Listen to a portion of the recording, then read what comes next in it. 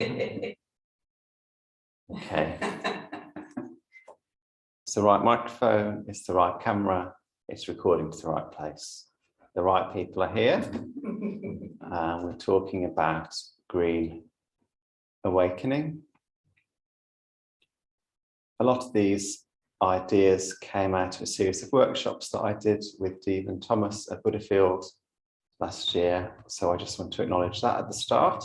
There's other things mixed in as well.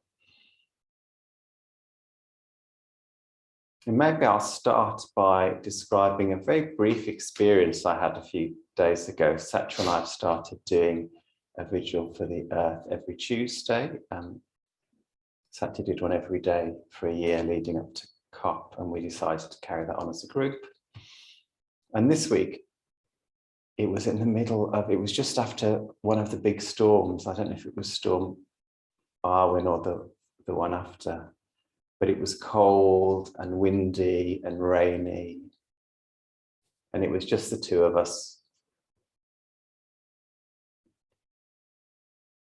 And I went up to where there's a couple of trees just to check that there wasn't anybody, because we'd been meeting around the corner from where we actually sit.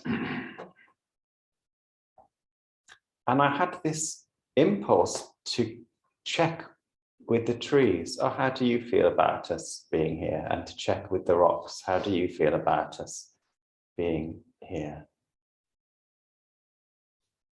Which sounds very odd to a sort of Western materialistic mind, but the impulse came up. So I just sent that question over to the trees. How do you feel about us being here? And to the rocks and stones. And the intuitive response was very happy. They were very pleased that we were sitting there vigiling for the earth. And I guess maybe I'd been thinking of this talk and the workshop that I did with Devan. Right at the end of the series of workshops, he read a poem about how to approach a tree before you hug it. And there's various, you should approach. I don't know if it was from a particular tradition or just this one person's view, but you approach from this side. When you're this many paces away, you ask for permission, and then you kind of sense, am I welcome or not? And then you get a bit closer and ask the question again. Quite an indigenous way of relating to the natural world.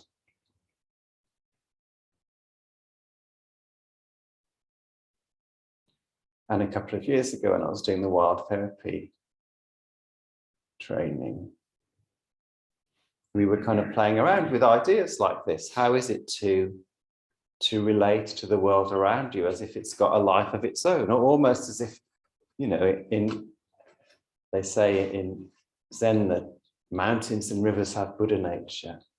And what if they have some quality of consciousness? They certainly have very vivid lives of their own.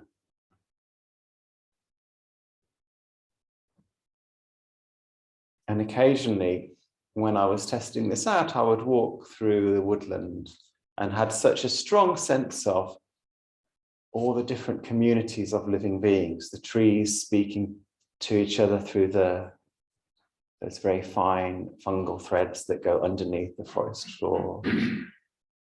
Bees on wildflowers, birds saying, this is my space, don't come over here, this is my territory. Or I'm looking for a mate, is anybody free? I'm looking for a mate. And in the middle of that, I thought mostly they don't have strong thoughts about whether I'm here or not. I just had a real sense of life unfolding that wasn't really anything to do with me. They weren't speaking to me particularly when I was wandering through the woods. They were just living their own very vivid lives.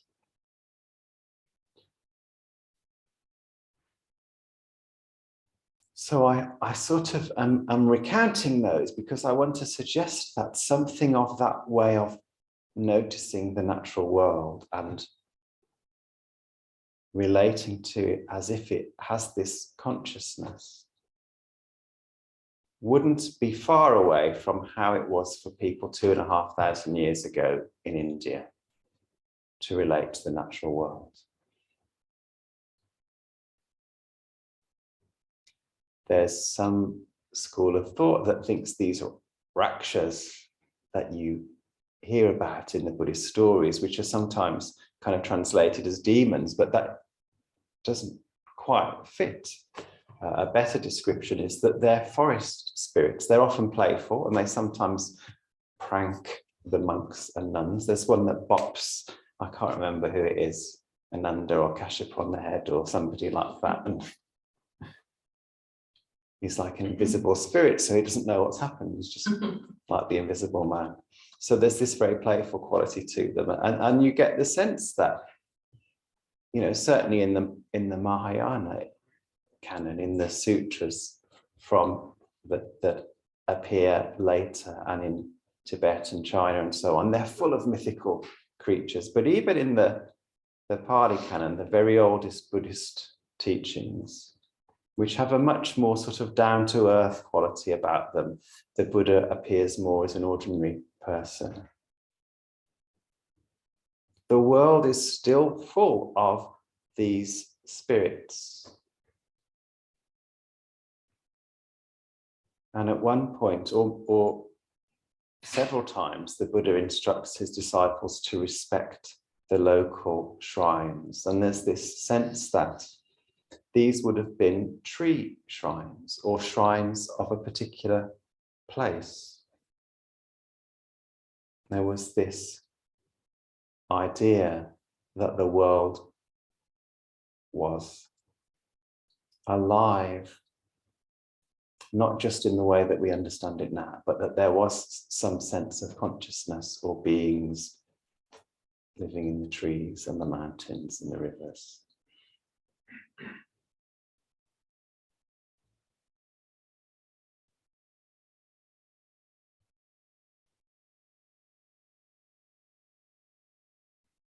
And now I want to think about how it was for the Buddha to become enlightened in a world like that. So this is the three events that Devan pulls out of the story of the Buddha's enlightenment that I'll refer to now.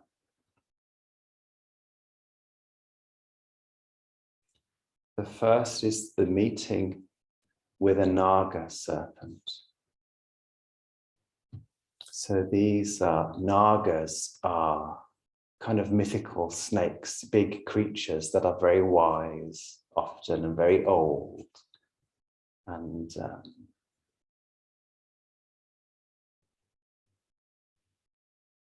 sometimes are a stand-in for sort of spiritual life force or energy.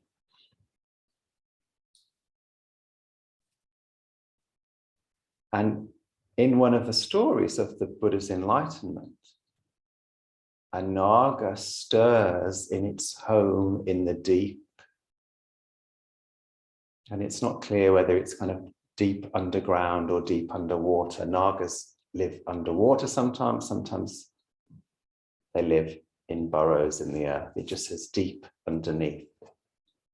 It notices, oh, someone is approaching who is going to become enlightened. I better rouse myself and wake up and go and check out what's going on. So the serpent rises and meets the Buddha and has a chat with him. And the Buddha is a bit doubtful. He's not completely sure that he's heading towards enlightenment. And the Naga becomes a bit of a cheerleader. He says, yes, this is what you're going to do. I have seen the signs. I have seen great beings become awakened in the past. And you have, you're embodying the same qualities that they embodied. You've done the same things that they did. You're walking in the way that they walked. And then the Buddha goes, yes, you're right, I am going to become enlightened, as almost as if, yes, I never had any doubts in the first place. That's what I was thinking all along. And goes towards the Bodhi tree. So there's this real vivid sense of him meeting something that has its own life and its own mind. There's also this idea that enlightenment is for human beings. It's not really for Naga serpents. The Naga himself doesn't need to become enlightened. He's lived a very long time. He's seen other teachers come and go. Maybe he's even slept between these momentous events and just comes out to kind of witness the changes. So there's something about the natural world rising to meet the Buddha and confirming you're on the right lines, you're going the right way, you're on the right track.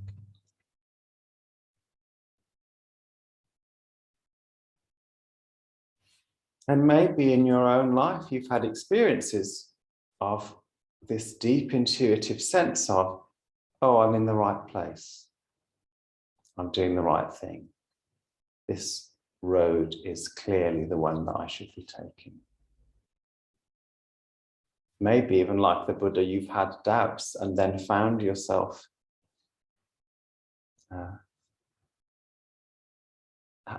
found those doubts disappearing when you go to a particular place.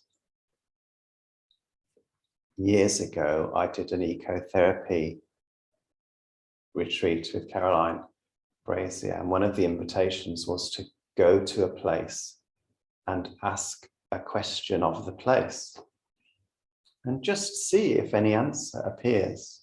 And of course, if you want to explain this in kind of Western psychological terms, you can do. The change in location, maybe opening a space to some split off parts that are holding some answers that we didn't know about. But my experience was I went and sat on a track in the woods and asked this question of what should I be doing next? And looked up and I'm like, oh, here's the road stretching away in front of me. And such, from this kind of similar place of doubt to the place that the Buddha was in, so coming to a very settled place of, oh, I just need to keep putting one foot in front of the other. It's like, oh, the road itself is the answer today. And maybe I'd have got that answer in other places, or other things could have facilitated that. But in that moment, it was the landscape, me meeting the landscape, that created that sense of settledness and certainty. So the Buddha then goes on and sits under the Bodhi tree. Of course, it's not called the Bodhi tree at that time.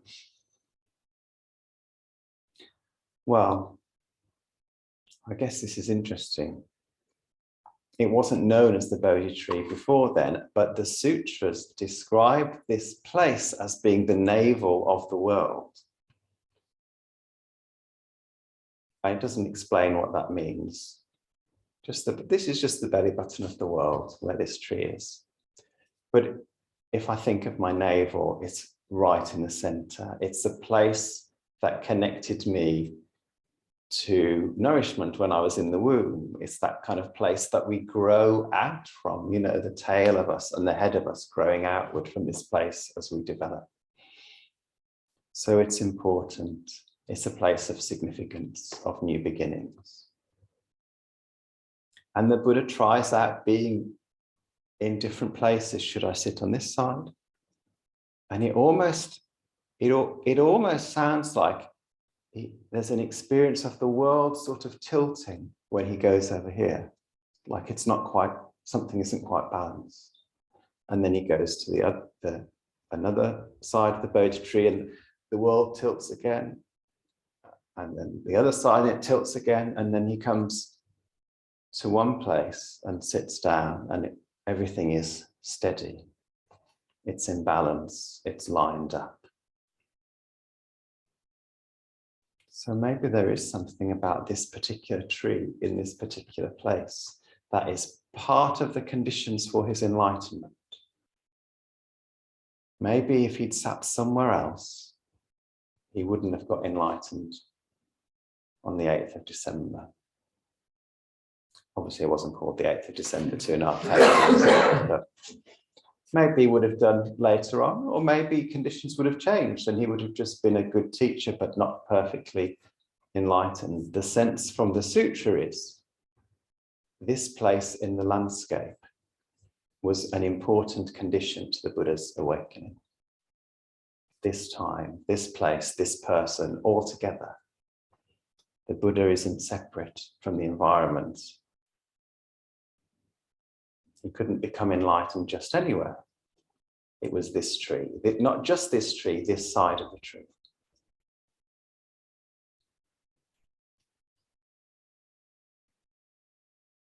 And the tree itself is in lots of different mythologies, is a symbol for interconnectedness. Like the world tree in Norse mythology holds all of the different realms and is the connecting feature.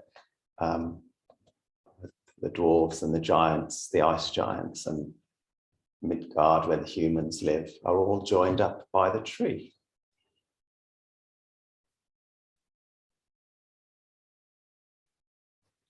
So here we're beginning to get a sense that enlightenment isn't just something that's individual, it's something that is entangled in the landscape, in the time. And so the Buddha sits down and he goes through his meditations, and Mara sends the demons and the seductive daughters. And the Buddha's like, I don't need to pay attention to those. And in fact, I'll receive them with compassion. And when I do that, they turn into flowers. He's in such a strong state of open-heartedness and compassion that he's able to welcome all of these wayward, whether you see them as the thoughts coming up, that the thoughts of ill will and the thoughts of lasciviousness that come up and become transformed in this compassionate space in his heart, or whether it really is Mara, the kind of god of death, sending things. They become transformed. The Buddha becomes enlightened, and Mara says, "Don't believe you. Who are you to say that you're enlightened?"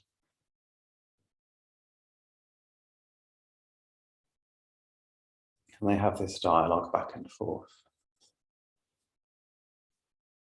And eventually the Buddha says, well, I'll call upon a witness. Who's a trustworthy witness? And the earth says, I will be the witness. And in some stories, she rises up half out of the ground, her kind of body emerging from the earth, and takes on a form that speaks these words. And in some, it's a kind of more diffuse sense of the whole earth itself speaking. And she's able to witness because she's seen the whole of existence. She's trustworthy. And in the face of that, Mara goes, oh, okay, fair enough. This witness is beyond impeachment. You must be enlightened. And slinks away. And there's an interesting kind of side note here that in ancient Greek mythology, let's see if I can remember this. There's all the gods that we know about, Apollo and blah, blah, blah, blah, blah. Zeus.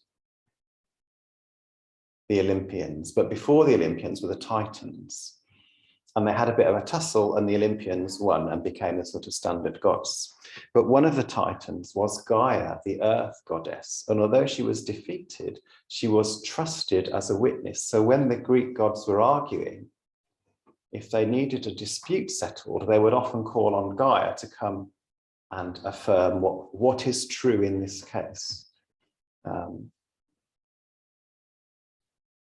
she's often depicted emerging from the earth with that half of her body coming out of the ground to say, yes, this is true, or yes, this is false. It seems likely that some of the later sutras talking about the earth goddess were influenced by these stories that the ancient Greeks brought with them when they came to the top of northern India.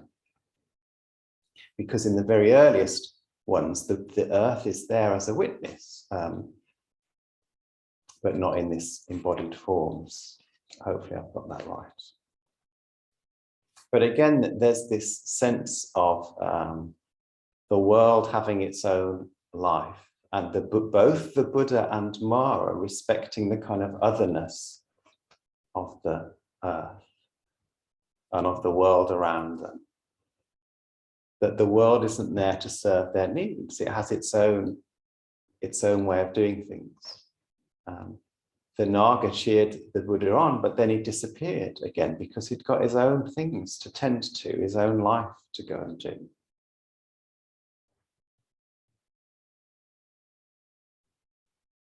And I think this is a really important point. The two things that I really take from this is, one is the really relational quality, that the Buddha exists in relationship to all these things. He's not just a light in the darkness with nothing around him. He's in this web. And two, the respect from the Buddha to all of these other things as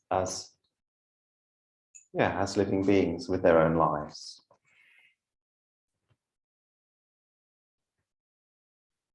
I picked up a book by Bernie Glassman yesterday called Infinite Circle, just flicking through it. And in the introduction, he says something like, I'm paraphrasing, for thousands of years, spiritual traditions have reached for oneness. That's the work that we've been doing. But now the work is to respect diverse manifestations as diverse things as manifestations of the one. So this sense of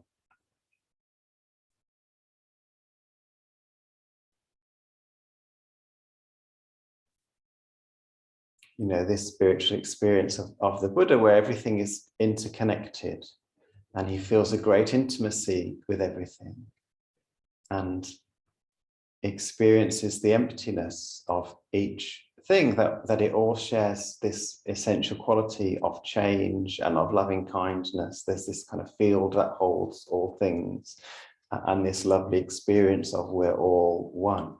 But then coming back from that and really respecting that, oh, this thing over here, which has its own life that is different to mine, is also a manifestation of enlightenment. And this thing over here, which has its own life, is also a manifestation of enlightenment. And how can I really practice with that?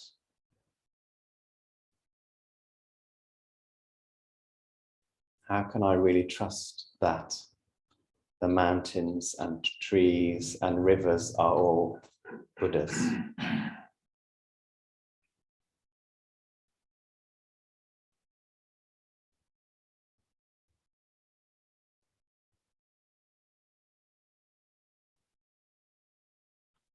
Stephanie Carter, who wrote Green Buddhism, describes 4 stages of getting to know something in the natural world, and it's a kind of more secular approach, but I want to drop it in here as well in kind of contrast to this more mythic one, because it shares some of the same characteristics. The first experience is the sense meeting of the world. Or what does the tree feel like? What does it smell like? What does it look like? What's the temperature of the tree? And then she talks about a kind of intellectual response. What do I know about the history of this place? Where did this tree come from? Is it self-seeded? Was it planted here? Did it arrive with colonialists? What do I know about this landscape? And how is it in the context of, I guess, the climate and ecological emergency? How is this place suffering? What are we doing to this place that isn't nourishing it? And then an emotional response that comes out of these two different kinds of knowing, the kind of intimate knowing, which is one body physically meeting another body, and all of the stories and facts coming together, and we're moved in some way. We're moved when we see the suffering of a place. And she suggests that the thing that we're moved to is to take action, whether it's by learning to honor a place or taking up some kind of environmental action.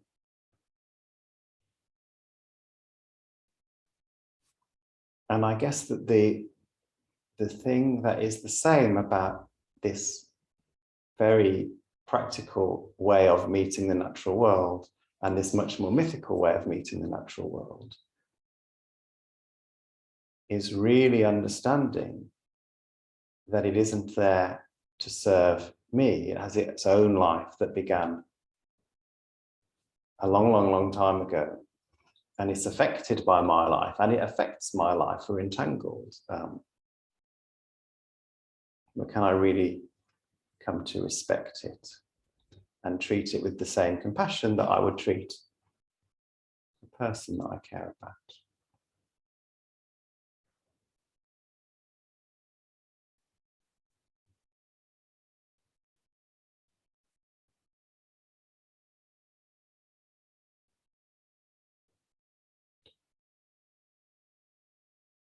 I'm aware that I'm sort of just placing these things in different places, and there's maybe not a strong sort of logical thread running through it, and that's partly the sleep deprivation, I think. I was really, I think I said this before the recording, so I had my booster jab yesterday and I was really shivery in the night and awake most of the night. I just finished by saying, by naming an idea that comes from a talk that Satya and I went to by somebody from the One Earth Sangha, Kristen or Kirsten Barker. Kristen or Kirsten Barker. Something I should have looked up, so apologies before coming. But that she was speaking about how difficult it is to live in the world without creating suffering, without consuming. We're in the system that is taking from the world. I haven't opted out of that system. I haven't just got a robe and a bowl and gone to live in the woods. And even in that scenario, I'm still taking things to sustain myself. So she suggested that rather than thinking about reducing suffering, which we can do, but at some point becomes impossible, we can think about reciprocity, which is a feature of many indigenous cultures, that when I take something from the world, I give something back to the world, whether it's the Inuits giving a story and a dance back after they bring a polar, hunt a polar bear, and I think this is a really lovely idea, and it really invites us to investigate what is a useful offering. What can I give back that will be welcomed, whether it's practical or spiritual, or like with the Inuit, this kind of sense of entertaining the world as a gift.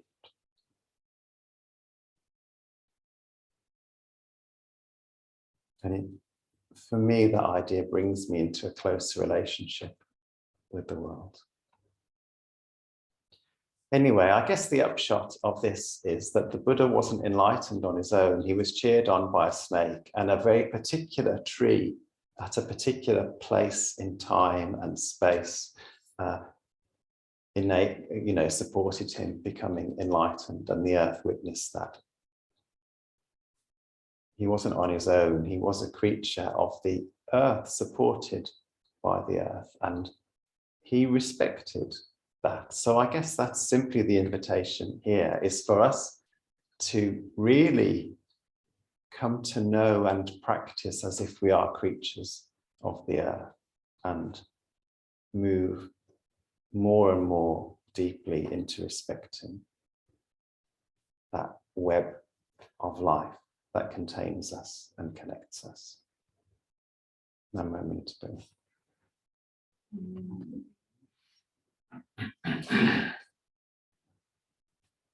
So I'm happy to take any questions or comments from Zoom, or maybe I'll just stop the recording.